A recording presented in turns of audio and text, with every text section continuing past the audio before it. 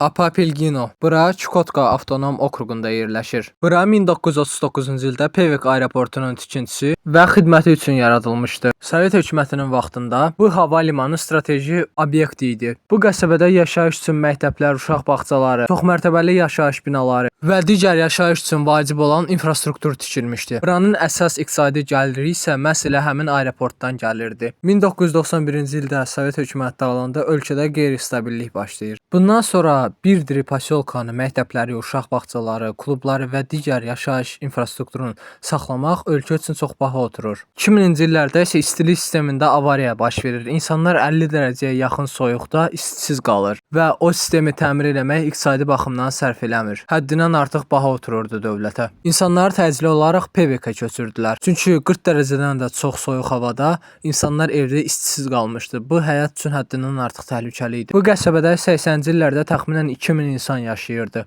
2003-2004-cü illərdən burada artıq heç kim yaşamır. Bu gün isə qəsəbə belə görüşür. Tərk edilmiş binalar, həyat burada sanki dayanıbdır.